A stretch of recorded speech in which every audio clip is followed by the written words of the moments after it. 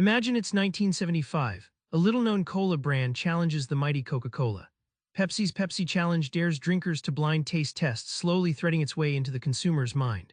But why did Pepsi's tactic work and Coca-Cola's failed New Coke flop become legendary? Welcome to the battlefield of perception, where being first in the mind beats being first in the marketplace.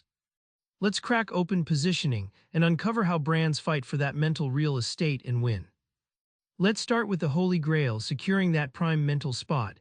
It's not about who's first on the shelf, but who's first in the brain. What's the secret sauce?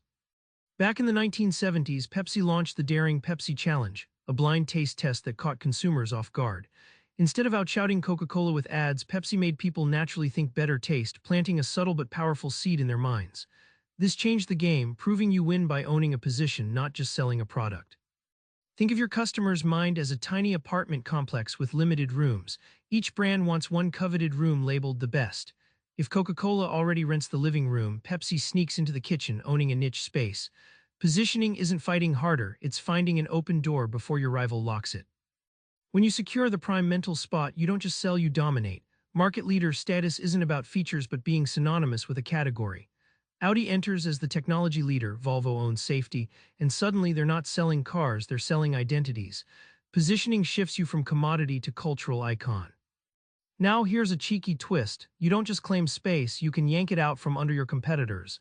Repositioning can turn their strength into your advantage. Take Avis in the 1960s, stuck in second place behind Hertz.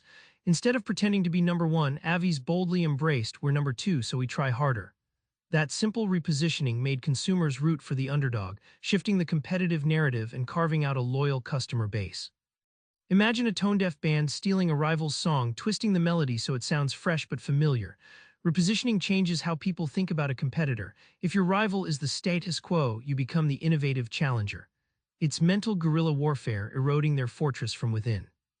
When you identify and exploit a rival's blind spot, maybe their arrogance or outdated image, you create a wedge where your brand can slide right in. This weak spot becomes your launchpad, turning a small crack into a market earthquake that redefines the playing field. Oversaturate your message and it's noise.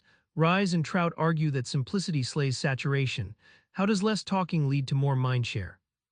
Febreze initially bombed because it was pitched as an odor remover, something consumers didn't feel they needed. But when marketers repositioned Febreze as a reward for cleaning, the mind heard something different.